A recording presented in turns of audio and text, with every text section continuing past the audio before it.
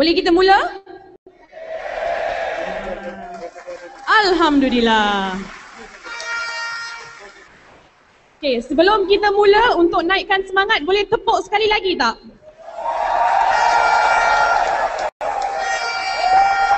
Terima kasih, terima kasih. Pertama sekali, izinkan saya memperkenalkan diri. Saya Farhana Alim. Saya MC anda untuk malam ini.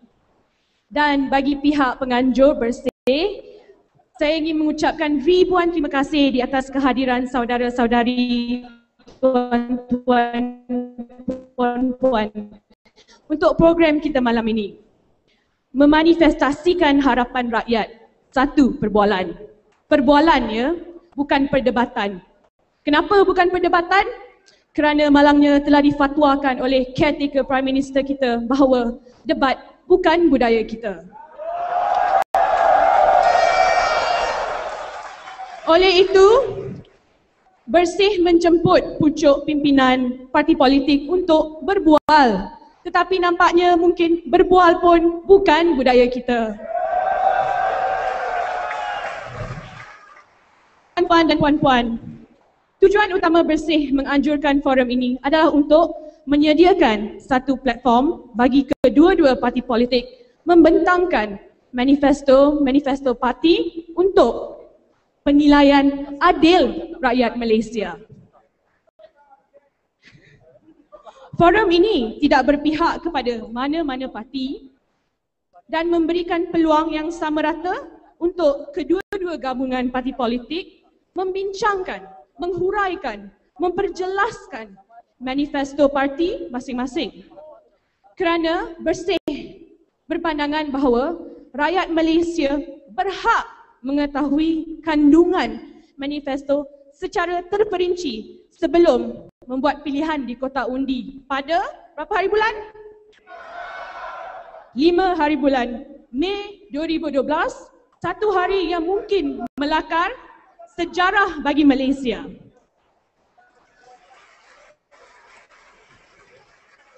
BERSIH juga berharap forum ini dapat memberikan ruang untuk rakyat menilai sendiri siapa yang mereka harus undi pada pilihan raya ke-13 ini. Tuan-tuan dan puan-puan, untuk tidak membuangkan masa, izinkan saya menjemput ke pentas seorang individu yang amat saya hormati dan kagumi, sastrawan negara yang juga BERSIH Co-Chairperson Pak Samad Said untuk menyampaikan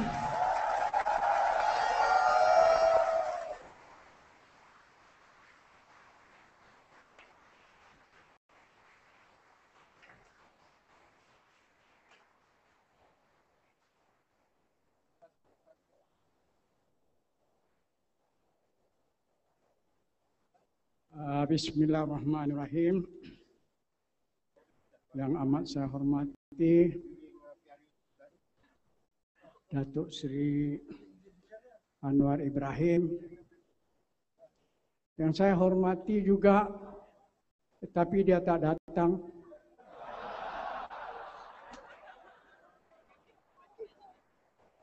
oleh kerana tak datang, saya pikir tidak wajar disebut namanya. Tapi saya tahu bahasanya di sini walaupun yang saya tak sebut namanya itu tak ada di sini, matanya ada di sini.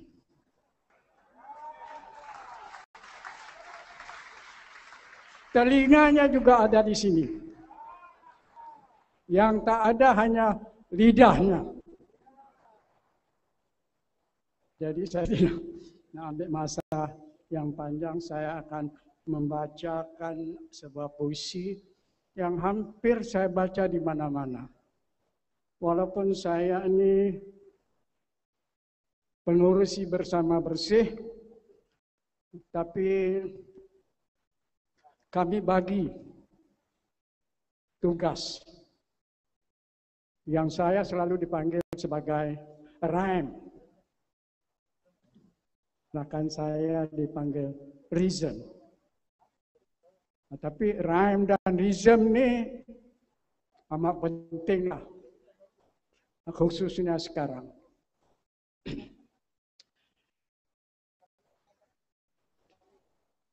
Janji demokrasi.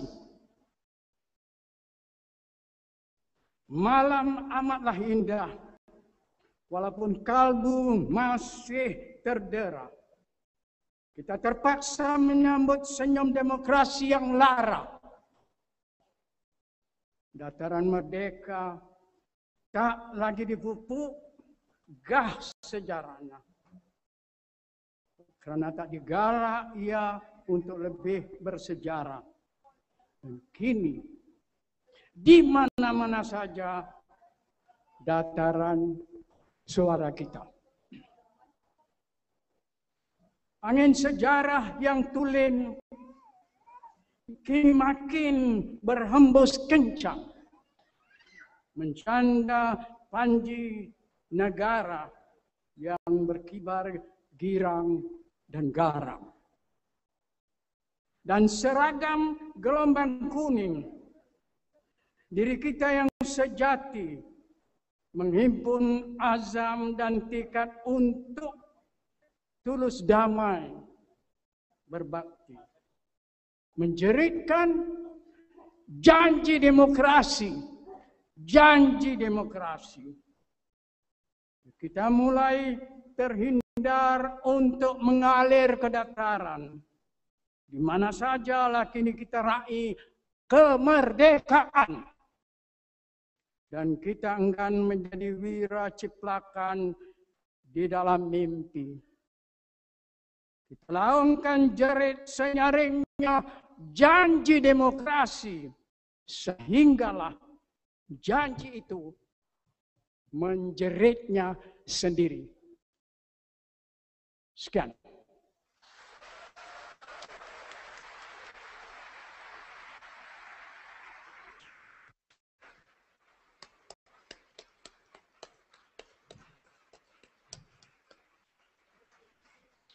Terima kasih Pak Samad. Ladies and gentlemen, manifesting people's hope, a common discourse. BERSIH has prepared a neutral platform for both parties to discuss tonight. I believe, if not all, many of us have read, saw, heard, chatter, gossip, laugh, or even pause to ponder. Which manifesto will I believe in? Which manifesto appeals more to me? Which manifesto will benefit me as rakyat Malaysia? Manakah satu idaman hati? On one hand, we have Barisan Nasional's manifesto, menepati janji, membawa harapan, a promise of hope, bringing the country and her people to a new level of excellence and service established by the concept of people first, performance now. And I quote from Barisan Nasional's manifesto, "A hope is not a dream, but a way of making dreams become reality. People first." What are they offering us? Easing the cost of living, uplifting urban well-being, providing affordable and secure housing, access to quality health services, and many more. On the other hand, we have Pakatan Rakyat's manifesto, the People's Pact and the People's Hope. The People's Manifesto is crafted based on 4 key pillars: fraternity of the people, the people's economy, the people's well-being, and the people's government. What are they offering us? People's economy, which comprises of 1 million job opportunities for the people, equitable productivity sharing through minimum wage, education reform to drive the economy, sustainable economy, public transportation, breaking monopolies and encouraging competition. All right, how do we decide? Both are equally attractive on paper, but can they be translated into action? In order to answer that question, I will pass the floor to our moderator for the night. And before I do so, allow me to introduce him. Our moderator, Dr. Farouk Musa, is the chairman and director of Islamic Renaissance Front, an academic at Monash University, and a cardiothoracic surgeon, ardent researcher, has presented his work at prestigious conferences across Asia and Europe, actively involved in civil society, emerging discourse on post-Islamism, a columnist for Harakat Daily and Malaysia Kini, was a founding member of the Muslim Professional Forum and is now an active member of the Steering Committee for BERSIH 2.0, a coalition for free and fair election. Over to you, Dr. Farouk.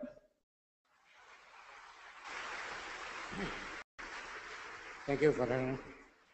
Bismillahirrahmanirrahim. Good evening to everyone. Assalamualaikum warahmatullahi wabarakatuh. I think before we start the session, I would like to call upon the opposition leader, Datuk Seri, Datuk Anwar Ibrahim, to the stage. Welcome.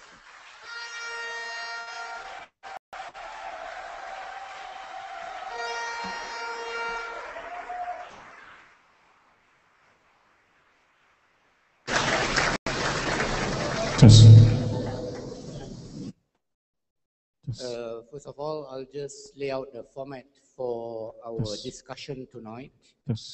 Probably we'll start with an opening speech by Datuk Seri Anwar regarding Pakatan Rakyat manifesto, a brief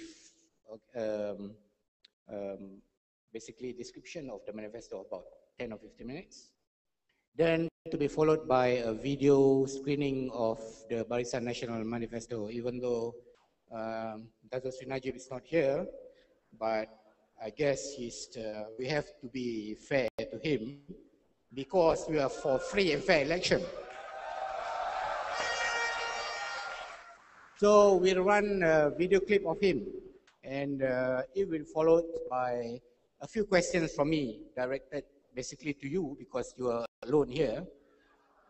And then we will go through some of the clips from PR and Barisan Nasional manifesto on certain topics. You might not be able to go through all of them.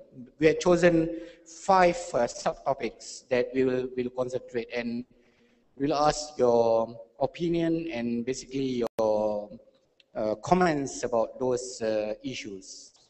All right, so I'll start this session by giving the floor to you for your opening speech regarding PR manifesto. Assalamualaikum.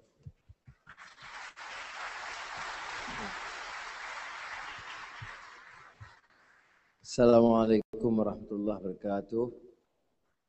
Salam sejahtera. Pengusi, rakan saya Datuk Seri Najib in absentia.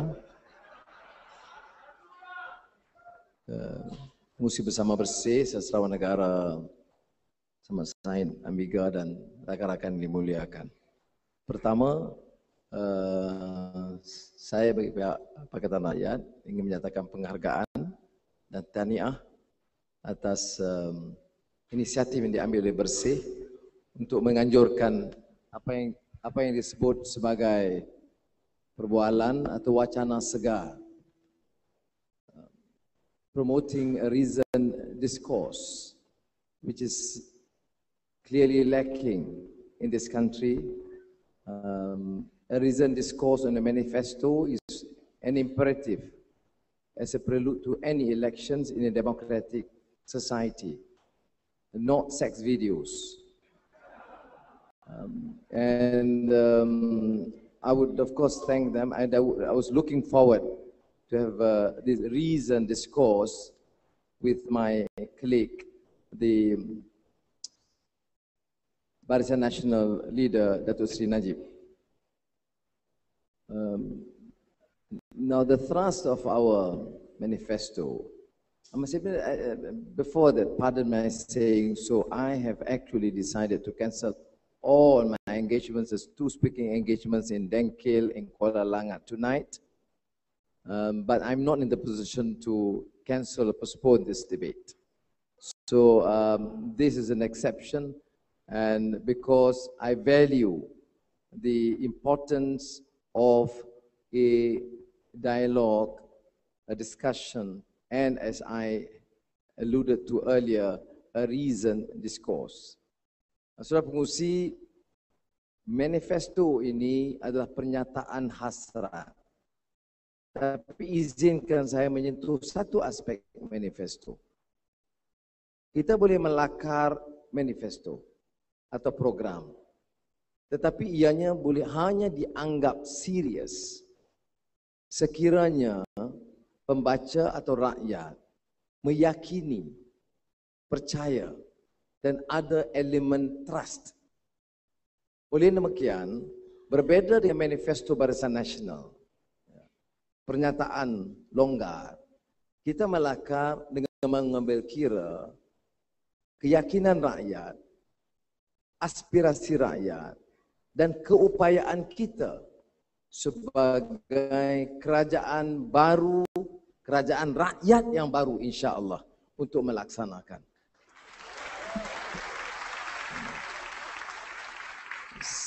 Saya juga ingin menyebut kritikan yang paling utama ialah pertama, ianya populis. Kedua, bahawa ianya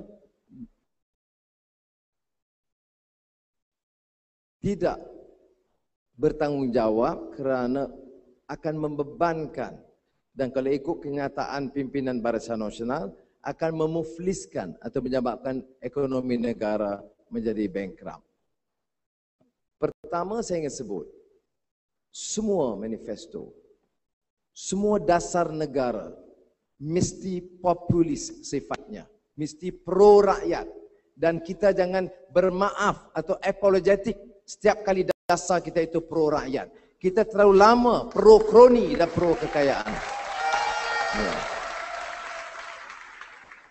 Kita menolak populisme itu kalau ianya retorik, sekadar menarik perhatian rakyat tetapi tidak bertanggungjawab. Ya. Apa salahnya kalau dasar ekonomi itu pro rakyat, yang memenuhi cita rasa aspirasi rakyat?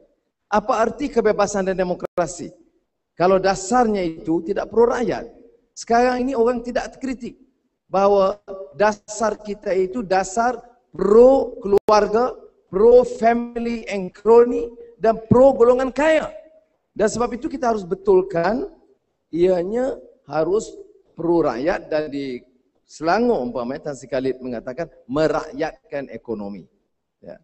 Yang kedua, keupayaan. Saya percaya sudah Rafizi boleh menyambung. Sekarang saya terpaksa bergeras. Tak lama di sini saya dah bagi tak izin kepada dari Ambiga tadi untuk menjelaskan secara terperinci. Tetapi tiap pengumuman besar itu kita berikan andaian kos, implikasi kos. Every specific announcement we made has taken into consideration of the cost implications. PTPTN, for example, we computed a cost of 6 billion ringgit a year in addition to the existing expenditure for education and higher education ministries. Now, to me, this is not excessive. We are not building a new township or a new tower, a new prestigious symphony orchestra building, whatever. It is a priority as far as we are concerned. I see education as a major priority in our program. Of course, we start off with the attempt to reduce the price of petroleum and gas because our accrued revenue is huge annually. We are a net exporter and not importer of oil and gas. And that is suffice to explain that we are in the capacity to then regulate, so to ease the burden of the consumers. But the main thrust of our program is again democratization of access to quality education. What do you mean by democratization of access? If the poor are deprived, if the marginalized, including the IBANs or the Kadazans in the highlands, or the orang asli, or those in the remote heartland among the Malays, or the poor Chinese, or the Indian and the estate workers, do not have the opportunity to just study, not to compete, but only to have an access to this education. That is why democratization of education is meaningless if it is not free and readily accessible from primary to university level. And that we will do. There is a major controversy, as an example, in our manifesto regarding the PTPTN. People say, and the UMNO youth and UMNO leaders continue preaching to us, hectoring to us. Why Pakatan leaders are deemed so irresponsible as to encourage people to borrow and not pay back? PTPTN is an example. Never mind the cow condo, never mind Perwaja, never mind the fiasco that you can borrow and steal without ever thinking of returning the funds. Now, a short caveat to that, may I tell you this: there should not be retributive justice, malice towards none, but no way can we excuse them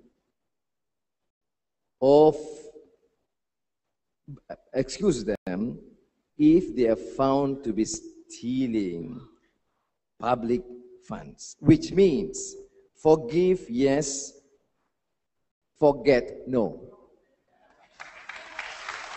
Yeah. And I've said it publicly, and I mean it. I've forgiven Rahim, no, I've forgiven Mahathir. But I will not allow petroleum contract to be monopolized by Mohzani's company. Now, PTPTN, computed by Rafizi and gang, will not exceed 6 billion ringgit. Revenue from petroleum and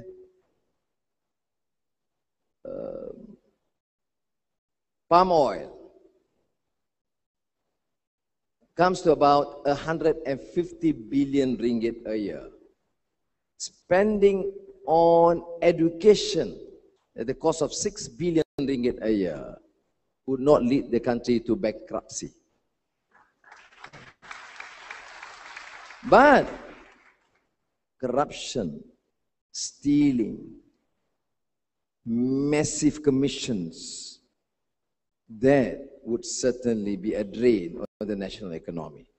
So, without additional expenditure, just looking at the Auditor General's report, annual report by the Auditor General, would suffice to suggest that leakages, excessive spending and corruption has caused a loss of about 20 billion ringgit a year. So if we have a government that is prudent, transparent, and not corrupt, I believe, insyaAllah, we can resolve most of the problems and issues that we have raised, particularly in relation to education. Jadi saya jawab dua persoalan ini sebagai dalam mukadimah ini untuk menjelaskan bahawa ianya tidak boleh dianggap hanya sekadar program popular. Kerana program pro rakyat itu mesti diketengahkan. Mengapa kita harus ambil sikap macam kapitalis par excellence, bahawa setiap kali ada dasar yang pro rakyat itu seolah salah? Kalau pro YTL, pro Said Mokhtar, pro Genting, pro Ananda Krishnan, okey. Pro rakyat, populis. Jadi sebab itu saya betulkan salah tanggapan ini. Keduanya soal keupayaan kita berbelanja. Ya, saya pernah jadi Menteri Keuangan 8 tahun. Saya tidak terlalu pintar, tapi saya tidak bodoh. Untuk memahami bahawa kita ada keupayaan kalau kita dapat urus ekonomi dengan cermat, dengan berhemat, dan elak daripada ketirisan, kebocoran, pembaziran, dan yang lebih parah, rasuah yang menular sebagai bara. Terima kasih. Thank you so much, Dato. Probably we start the ball rolling by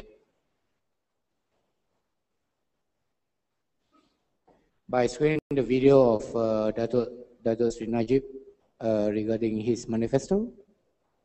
Isan?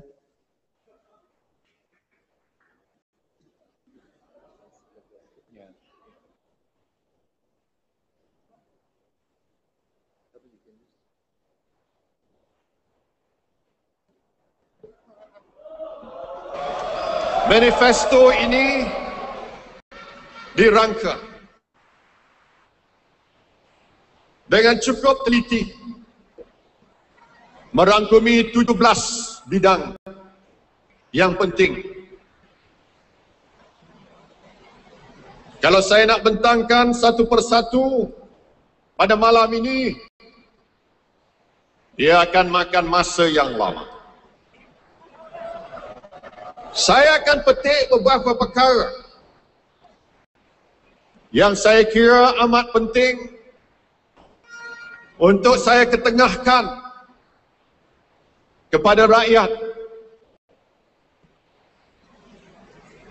Manifesto ini temanya rakyat didahulukan.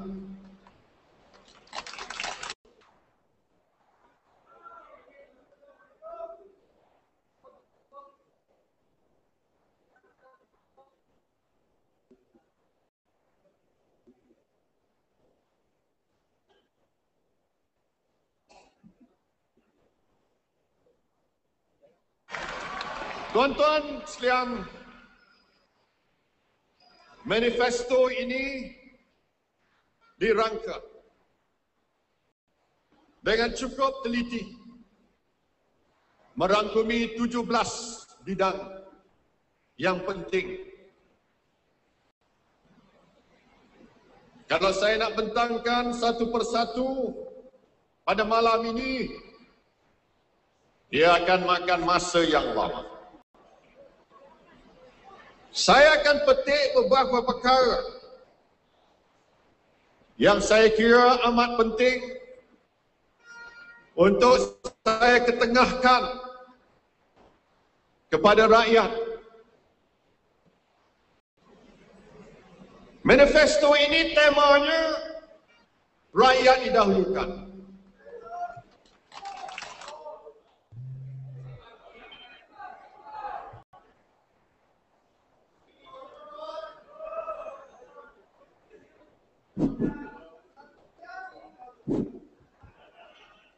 Okay, I guess that should be enough, more than enough, I guess. Yeah, so I guess we'll go to the first part, or the second part of our session tonight, where I'll pose a few questions to Dato Sri Anwar, and then I hope you could, these are general questions basically. It's basically the underlying philosophy of Pakatan Rakyat. My first question is that, as we all know, the Arab Spring has given so much hope for a better future. Unfortunately, the Brotherhood's new economic order does not challenge the arguments and assumptions of Mubarak's socio-economic structure in terms of market trade and giving priority to private sector and foreign investment. It is based on empowering that structure without corrupt practices. It basically concentrates on the 1% of the Brotherhood, which refers to the small ultra-wealth clique that benefits the new economic order. Now, how would PR ensure that the change it promised will not be of the same rhetoric as that of the Brotherhood, and that it will benefit the 99% of our population instead? Thank you. I followed, of course, closely the Arab awakening, Arab Spring, and I spent some time, particularly in Tunisia, meeting the MPs and the cabinet the new cabinet in Tunisia and the invitation by Sheikh Qanusi. Unlike the Pakatan Rakyat experience, they came as a result of the turbulence in the Middle East. We came more prepared. We have accepted that the change and transition through the democratic process, assuming that we have fair, free elections. Because of that, we have crafted a relatively more elaborate economic agenda. And as far back as 2007, the framework in the name of Malaysian Economic Agenda to replace the new economic policy, and this was deemed to be extremely controversial. But we need competitiveness, which we have lost. We still need foreign direct investments. We support, as a matter of principle, market economy and privatization. But what is lacking in this government is the issue of good governance, of accountability. Because we lack that, we tend then to cast aspersion or blame on the principle of market economy. Now, market economy, we're accepting for very strong ideological left position, can be supported on condition you do express adequate concern and understanding on the notion of justice, well articulated by Amartya Sen, or John Rawls' distributive justice, which we term as affirmative action based on need, in place of affirmative action based on race. And worse, the assumption that the new economic policy, Dasar Ekonomi Baru, would benefit the large number of Malays, we have debunked this thesis, suggesting that the new economic policy now is proven to enrich the family members and the cronies of UMNO. So we will have to depend on direct investments. Malaysia is a trading nation. What is lacking is there is clearly a neglect of the welfare of the workers, housing for the workers. I remember, Mr. Chairman, if you pardon me giving a slight example on our initial experiment privatization of TNB, LLN those days. The first year track record was very impressive. I think they registered about 400 million ringgit profit. So they came to the Minister of Finance then and showed a great relief and satisfaction. And of course, expecting accolades from me. Yes, I did. But I did caution them. I said, now that the TNB is privatized, where is your public housing program for your workers? Where is the special education program initiative for your students? That's why we started University Tenaga. So I think this is what is lacking these days. You know, you privatize, and to quote Kit Siang, he said, as a result is no privatization, but the end result is prioritization. Yeah, and this is what's happening. You know, the IPP is a classic example. Of course, people say, well, I know you cannot absolve yourself because you were Minister of Finance. But on record, Tan Sri Ani Arup is still alive. He was chairman of LLN. He opposed. I had to resolve the battle between him and EPU. This is not the Treasury decision. All privatization in this country decided by the Prime Minister's office on the recommendation of the Economic Planning Unit of the Prime Minister's Department. So I call up with this understanding. Ani Arup, representing the TNB, suggested that the entire agreement is clearly not only biased, but cannot be defended because it is biased in favor of YTL those days. YTL, Malakov, Genting Sanyen, and Ananda Krishnan's PD Power. So you have actually one Malaysia there. With the Malay, with the Chinese and the Indian. Of course, we have ignored the Ibans and the Kadazans for a long time. So for the last 4 years in Parliament, we have been insisting.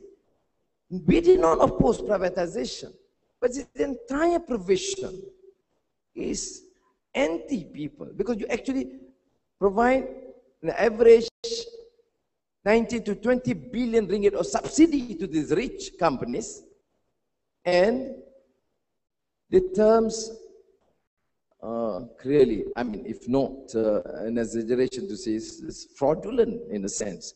So when I met the group of investors and economists, coordinated by the Economist, they asked me, they said, Anwar, how do you then expect people to come in when you start talking about changing the terms of the old agreement? I said, no, the new government, when we take over, inshallah, will defend every single agreement, accepting for the fact that we have evidence to show that there is fraud, corrupt practice, or the agreement which is clearly not deemed to be fair and just. So I think that you would certainly appreciate, because otherwise you expect us to defend every single law. So the problem is not privatization or market economy. The problem is unbridled power. If you understand Wall Street Journal, it's very interesting. Wall Street movement, Occupy Wall Street. It's interesting. Arab Spring, Occupy Wall Street comes about the same time. Arab Spring, people clamoring for freedom and reform. And Wall Street, Occupy Wall Street, people cautioning against unbridled freedom, and particularly among the corporate elites, the complicity of corporate elites, Wall Street, and Capitol Hill, the political elite. The complicity in their arrangement, interests, that is, of course, against the interests of the people.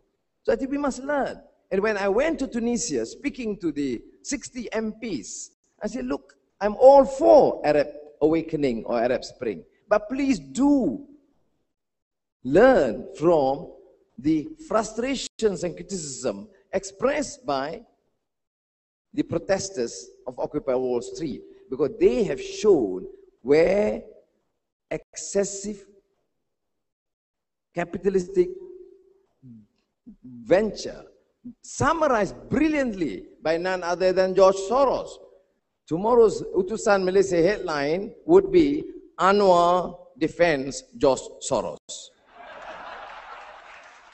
But George Soros, in a brilliant article, said this. Now, I may disagree with him in many other things, but this is important and pertinent and relevant in our discussion or discourse. One, that the problem with Wall Street is, number one, greed. Number two, the aversion to risk. It's public funds, after all. State funds, public funds, you don't care. You invest, you fail, you get a torn ship. So I think we, in this new government, must learn from the experience. We clamor for reform.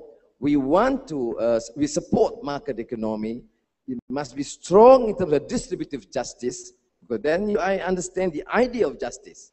Then you must also avoid the pitfalls of excessive, unbridled capitalism presently practiced by the United States and Europe. Thank you. My second question, Dato Seri, I think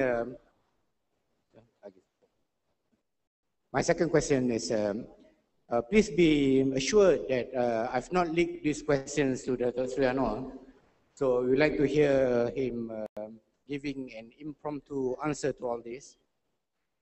The second one says that a report by US-based Global Financial Integrity has placed Malaysia at the third spot in a list of developing countries around the world with illicit financial flows between 2001 and 2010. This is basically 2 ranks up from the previous position. The report also revealed that within the 10-year period, a total of 235 billion US dollars was transferred out of Malaysia illegally. Now, how would PR solve and stem this problem?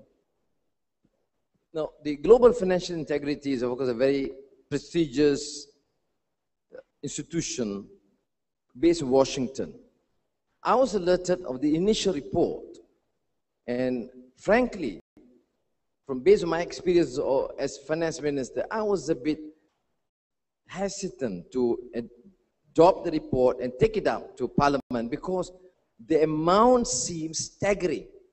I cannot envisage a situation where 20, 30, 40 billion dollars can be taken out untraced by our very sophisticated radar by the central bank. Just like the weapons and the, not tanks, but mortars smuggled into Lahad Datu, not traced by our sophisticated radar, and then moved out and still untraced by the radar. This is amazing. Illicit funds, then I was briefed in Washington. I went for a visit and I had to finish some of my lectures at Georgetown University at that time. I had some time to be briefed by the GFI. Then I was shocked. Now, there is also an issue related to the mispricing, or what were the term used in the past was transfer pricing. It's not an issue about Petronas investments abroad, because it's all recorded. But illicit funds, as explained in the initial report that I presented to Parliament, means corruption, unrecorded, or out of illegal sources, either drugs or unlicensed gambling, etc. So these are serious allegations against a state. So we appeal to the Minister of Finance to conduct full investigations, a special task force headed by the central bank. None of this. The only response we had from the Deputy Finance Minister was, where the amount was not that much. I don't know, probably $20 billion is not much. 200 billion is a lot. You know, a clearly irresponsible statement coming from UMNO BN leaders. They can close one eye, I mean both eyes, to this report. There was never a response. Then I solicited Rafizi's assistance to contact these representatives at GFI to invite them to come. They said they are prepared to do so if the central bank or the government is prepared to sit down with them. We gave a date, no response from central bank, no response from the treasury. So clearly, this alone, and forget the manifesto. How much do you require? 20 billion, 30 billion extra funds? You forget about all these promises. This alone, the GFI report, the illicit funds, Global Financial Integrity Report suggests the outflow of illicit funds, and they explain what was meant then by illicit funds. Now, as I said, if Dato Najib is true to his word that we want a transparent, responsible, incorruptible government, they would say we must trace. Some, I mean, after all, if they talk about 50 billion, 80 billion, some they can defend, yes, but impossible to suggest that they can defend the outflow of illicit funds in this manner. One of the first things after the 6th of May, inshallah, that we need to do is to set up a new task force a special task force to trace this illicit outflow of funds by the billions out of this country. That's everything.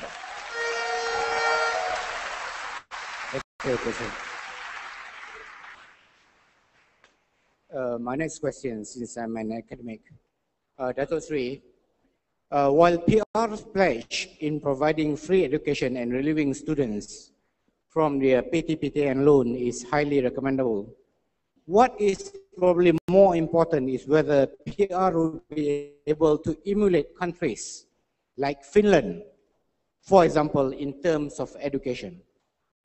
Finland has built the most successful public education system, and Finnish students have consistently been at the top of the international surveys, tests, and rankings over the past decade. Finland transformed its education system following ideas of Paulo Freire, an education professor from Brazil, who was inspired by Marx.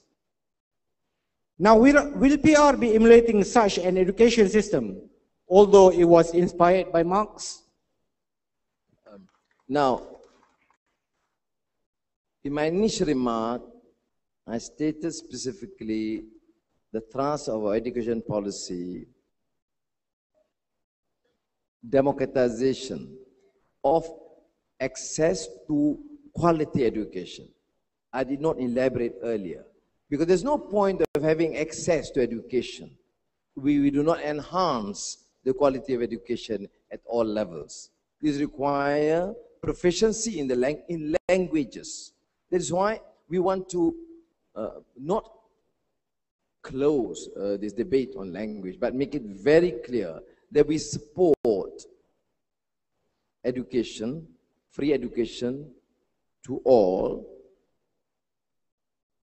and which means sekolah kebangsaan, sekolah Tamil, sekolah Cina, sekolah Arab, on condition we settle this huge controversy about language, which means the quality and level of proficiency of bahasa must be resolved. We don't want a position where we neglect the importance of bahasa as a national language in all types of schools. Now, with that condition accepted, the Pakatan Rakyat government will support all schools. I repeat, all schools, not bantuan modal or like what is present now. We recognize and support all schools. And this, therefore, we settle this controversy. There must be a clear program to enhance the level of proficiency of the English language, particularly at the secondary level, and a must at the university level. And of course, Finland is cited as an education institution. How is it India can produce a top-class university? Indian Institute of Technology is top 10 in the world. Okay. Why is it, with the best of resources, we are not able to? Because we still apply this absurd notion of ketuanan Melayu, including in the selection of professors and deans. So, the criteria of selecting a Vice Chancellor is whether you have an UMNO membership and you bring a craze with you to the campus. So I think this is to stop. In one of the parliamentary debates, the UMNO MPs were furious with me because I just returned from a major international conference held in Medina, because the Saudi government then were planning to institute one major international university in Saudi Arabia. The governor of Medina invited me as a keynote speaker. But then during tea break, I asked him, why on earth did you decide to have a Chinese from Singapore as your first Vice Chancellor? Okay, he was surprised. I was taken aback. Why did I ask that question? Because I wanted the answer because I wanted to repeat his answer in Parliament. So he said, no, because we need good academics. I said, but there are many Arabs, many Saudis in the States, in the UK. Why did you take them? You know what his reply?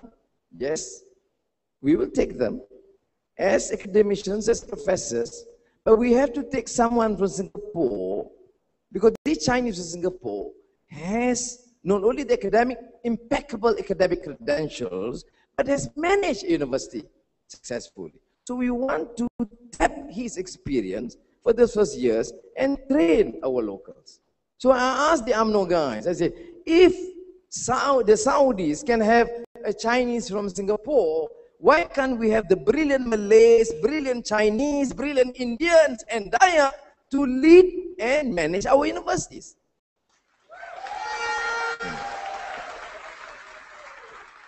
So the response from one of the UMNO stones was anti-Melayu. I don't know how on earth it comes about to that. You see? So we have the Prakasa guy saying to look at this Chinese lackey trying to promote the Chinese academicians. Completely irrelevant, you know, in this sort of a discourse. So good to cite Finland as an example. I would cite even some of the Asian institutions, which is highly commendable. I had a short stint at Oxford. I was so surprised when I met a group of Chinese students, very proficient in English. I thought they must have got their training in the UK. They said no. We had 1 year intensive in Shanghai, but the pronunciation was impeccable. The language, command, the English language is certainly far superior. And that, you know, motivates me more. That you need to have, you know, my dreams, therefore, to have these first-class universities by giving them, you know, the best professors. I don't care. I'm sure we'll have some very good academics like Dr. Farouk, Malays. But we'll have some top Chinese academics. Then I can assure, I don't care whether you are Chinese or Indian or Malay, but we will have to make sure that the best be charged to enhance quality of education in our campuses, universities.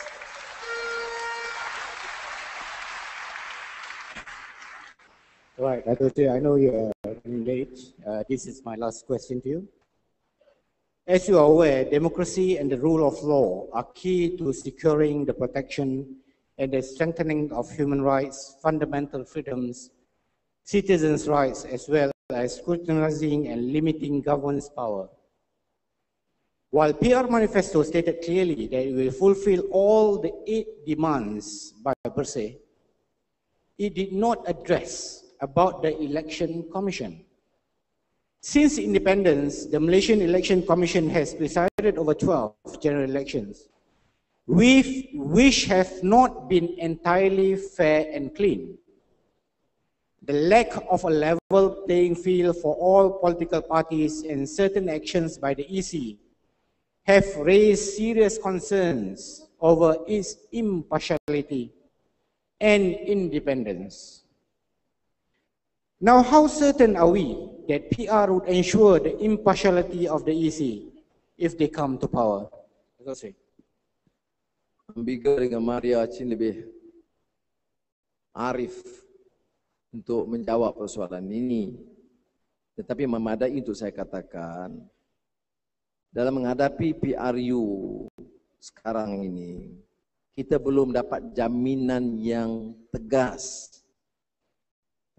untuk menjawab tuntutan bersih, termasuk jaminan perundangan, jaminan media, dan jaminan senarai pengundi yang sah. Tetapi orang tanya, dengan hambatan dan keterbatasan ini, apakah kita yakin? Saya kata insya Allah, sebab saya yakin. Sudah tahu, saya beritahu pada Amiga hari ini bahawa hari ini memang hari yang malang pada saya kerana banyak masalah. Tetapi bila datang dan lihat semangat rakyat, itu memperkuat keyakinan saya dan memberikan keberanian, memberikan ketenangan juga kepada saya. I mean the strength. Saya selalu menukil dari kupasan salah seorang filsuf Spanyol yang saya sangat minati, Ortega y Gasset, yang menulis sekitar tahun 30-an.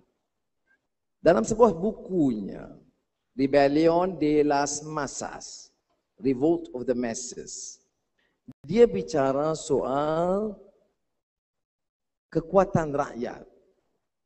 Kita ingat, ya, rakyat ini lacking in sophistication, ya, dan hanya pikir soal political power, political change. Tidak. Ya. Tapi kalau rakyat diberikan pendedahan, ada inherent keyakinan, ya, yang tercerna dari dhamir mereka, keyakinan mereka untuk bawa perubahan, nilai yang lebih baik. Maknanya, Saudara Farouk, insya Allah bila kita ambil alih, kita tak boleh mengharap mengandaikan media seperti TV3 atau utusan meneruskan dengan cerita fitnah dan pembohongan mereka tanpa dikawal oleh majlis etika media yang bebas. Bukan Menteri Dalam Negeri, tapi majlis etika yang bebas. Ini satu yang semestinya berlaku. Tadi Farouk menyentuh tentang bukan Paulo Freire, Paulo Freire. Saya fikirkan tadi Frantz Fanon, The Wretched of the Earth. Tapi ini Paulo Freire. No. Paulo Freire bicara tentang conscientization. Maknanya keupayaan mengangkat kesedaran minda masyarakat. Dan kalau pimpinan politik itu tidak merasa mereka itu serba tahu, yang akan menyebabkan dia terjangkit dengan apa yang disebut sebagai arrogance of power. Kalau dia ada that humility, tawadhu, untuk akui bahawa ada kekuatan dari rakyat, dan itu esensinya. Saya tidak lihat Paulo Freire terlalu Marxis dalam hal ini, ya, kerana dia bicara soal kemanusiaan. Paulo Freire bicara soal humanitarian concern, ataupun or universal humanitarian values.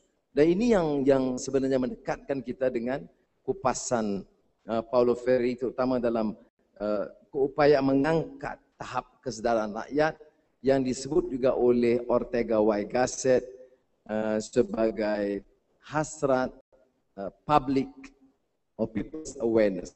Dan sebab itu dalam education tadi, Ortega y Gasset dia cukup menentang pengkhususan atau specialization yang dia sebut sebagai barbarism or specialization. Apa dia barbarism or specialization? Of course, you get a PhD, you know less and less, more and more about less and less. For example, if your PhD is on wayang kulit, you are an expert on wayang kulit, which is important. You know more and more about wayang kulit. Now, kalau engineering pun begitu juga. Tetapi kalau soal kemanusiaan tidak tahu, seni tidak tahu, tidak ada minat tentang puisi, maka lakaran kata yang paling indah dalam satu bahasa itu tidak dapat dinikmati. Maknanya sistem pendidikan itu gagal. Bagaimana apresiasi seni Samad Said itu kerana beliau ada keistimewaan yang tidak dipunyai oleh kebanyakan orang, yaitu kosakatanya, keupayaan memilih perpaduan kata yang paling tepat, pencernaannya dengan bahasa yang begitu indah. Bagi saya kalau dalam bidang pendidikan, ini perlu dikuasai dan ini hanya dikuasai dengan melebarkan jaring ilmu itu. Di antara kelemahan besar sistem pendidikan kita, media kita, ialah meremehkan persoalan, tidak menggalakkan dialog, memperbodohkan dengan propaganda usang, incessant propaganda, not to disseminate truth, but preparedness to disseminate falsehood and slander as a culture. No. Kalau sudah tanya dalam Pakatan Rakyat, kita tidak akan berhasil kalau minat kita hanya kuasa politik dan dasar ekonomi. Kita harus merubah sistem nilai, values, mesti hormat dan iktiraf, merit, mesti letakkan nilai kemanusiaan, human dignity. Bila saya sebut human dignity, a Malay, a Chinese, an Indian, a Dayak, a Kadazan, itu mesti kita angkat, baru dia berjaya dalam manifesto Pakatan Rakyat ini. Pada hemat saya. Thank you so much, Dr. Seri. I think that you have to leave now, and I call upon round of applause, Dr. Seri. Yep.